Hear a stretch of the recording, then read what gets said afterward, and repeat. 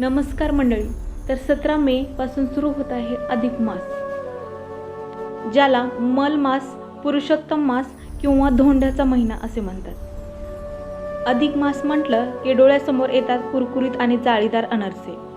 पण तुम्हाला माहीत आहे का, या 33 छिद्रामध्ये दडले एक अद्भुत आध्यात्मिक रहस्य. अधिक मासात अनारसे दान करण्यालाच एवढे महत्त्व का आहे, किंवा 33 अनारसेच जावयाला दान का दिले जातात? तर आजच्या भागात जाणून घेऊया यामागची पौराणिक मान्यता. चला तर मग पाहूया. अनारसे हे केवळ पक्वान्न नसून ते पापमुक्तीचे एक साधन मानले जाते. शास्त्रानुसार अनारशाला असणारी प्रत्येक छिद्रे आपल्या आयुष्यातील एका पापाचे किंवा दोषाचे प्रतीक आहेत. जेव्हा आपण 33 अनारसे दान करतो, तेव्हा आपण कळत नकळत घडलेल्या 33 प्रकारच्या दोषातून मुक्ततेची प्रार्थना करत असतो. बरं, एवढंच नाही बरं का, यामागची एक रंजक मान्यता अशीही आहे की आपल्या पितरांना नरक यातनामधून मुक्त करण्यासाठी अनारसे दान केले जातात. अनारशातील छिद्राच्या वाटेने पितरांना मुक्ती मिळते आणि ते वैकुंठाला जातात, अशी श्रद्धा ग्रामीण भागात आजही प्रचलित आहे. म्हणूनच या दानाला अपूपदान असेही म्हटले जाते. तर 33 अनारसेच का? तर 33 अनारसे म्हणजे महिन्याचे 30 दिवस आणि उरलेले 3 अनारसे विशेष दोष निवारण करण्यासाठी. विशेषतः मुलीच्या घरचे अन्न ग्रहण केल्यामुळे लागणारा दोष किंवा इतर सूक्ष्म दोषाच्या निवारणासाठी 33 ही संख्या पाळली जाते. अधिक मासाच्या दिवशी भगवान विष्णूच्या नावाने ब्राह्मणाला किंवा जावयाला 33 अनारसे दान करण्याचा संकल्प करू शकता. जावयाला लक्ष्मीनारायण स्वरूप मानले जाते, म्हणून त्यांना हे वाण देणे अत्यंत फलदायी ठरते.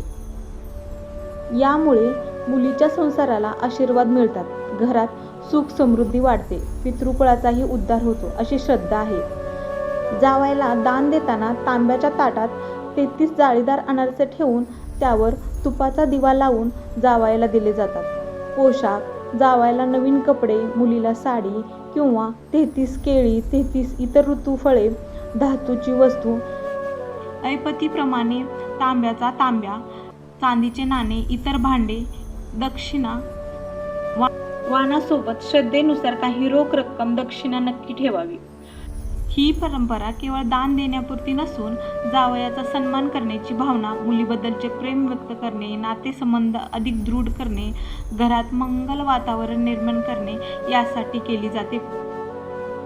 केवळ जावयालाच तुम्ही दान करू शकत नाही, तर तुम्ही कोणत्याही गरजू व्यक्तीला धार्मिक विधीनुसार ब्राह्मणाला वाण देणे श्रेष्ठ मानले जाते.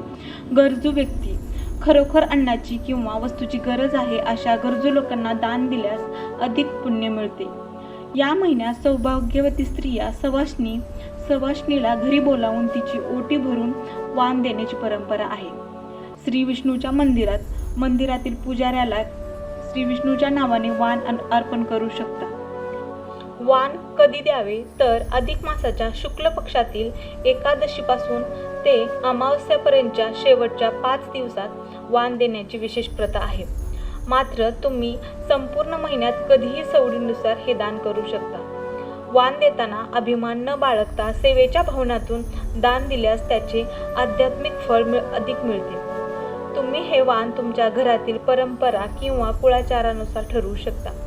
श्रद्धा, नम्रता आणि सेवाभाव ठेवून केलेले दानच अधिक मासात खरे पुण्य देणारे मानले जाते. तर शेवटी मात्र देवापुढे हात जोडून संकल्प करा की माझ्या हातून घडलेल्या चुकाची क्षमा व्हावी आणि हे पुण्य अक्षय राहावे, असा संकल्प करून वाण अर्पण करावे. भेटूया उद्याच्या भागात. या महिन्याला अधिक मास का म्हणतात आणि विष्णूंनी या महिन्याला आपले नाव का दिले? उद्याचा अध्याय जाणून घेण्यासाठी चॅनलला लाईक करा, शेअर करा आणि सबस्क्राईब करा. धन्यवाद.